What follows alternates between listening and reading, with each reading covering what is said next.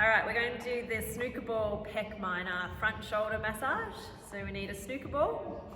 Take your arm out to the side and we're going to roll that ball all the way across from the middle of the chest and then all the way into that front shoulder.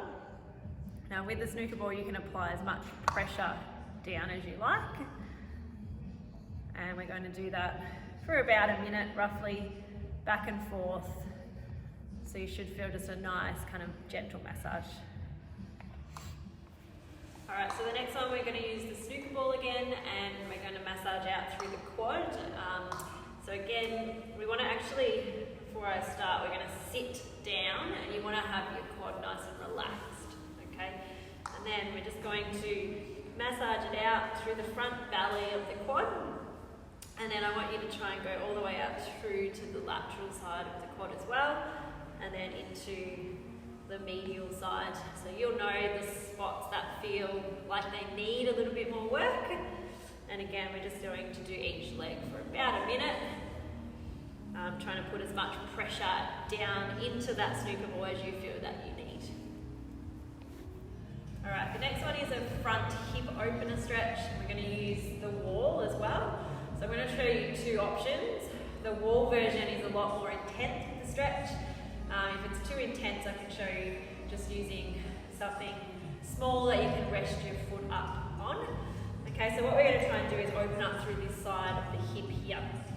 Okay, so you set up in a lunge position against a wall, and then we're trying to get our back foot up against the wall. Okay, once you've got your foot up there, you want to shuffle back as much as you can with that back knee.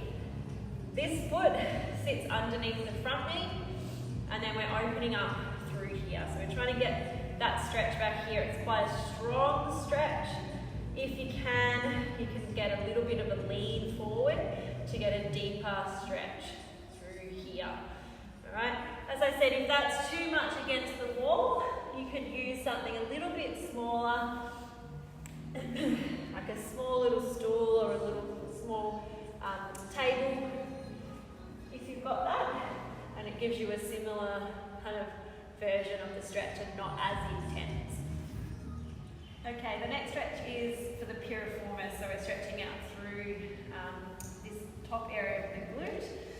We're going to do it with an elevated front leg. So you can use the top of the couch at home, you can use your bed, it's often a good one.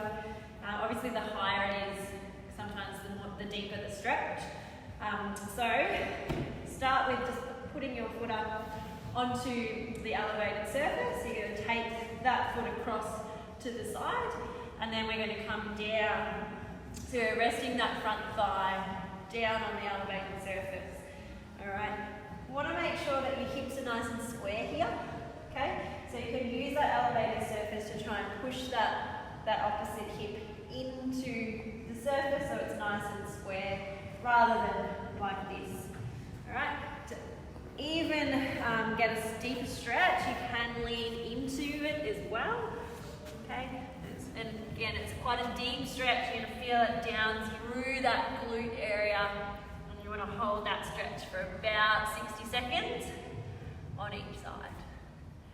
Okay, the next one is a pec stretch. You can do this on a door frame. I'm just going to use the side of the racks here. Alright, so first you want to stand side onto the door frame or whatever you're using, and you bring your arm up to a 90-degree angle, and then from there we step forward with the opposite foot. Okay, so you should be feeling a stretch through here. It's like a throwing action.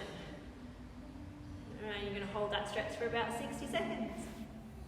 Alright, the next one is to stretch out through the lats and down through the side called the QL.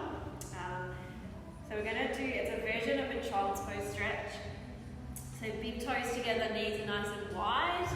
Normal child's pose is reaching the arms out straight. But what we're going to do is we're going to take our arms to the side, and we're trying to stretch down the right hand side here. So we're going to reach the right arm up and over, and we're trying to anchor down through the right hip. And that's going to get the stretch all the way down through that side. It's one of those ones you might need to adjust your body a little bit in order to get that stretch. Okay, so using your breath to really lengthen and deepen that stretch down that side. And you're going to hold that for roughly 60 seconds on each side.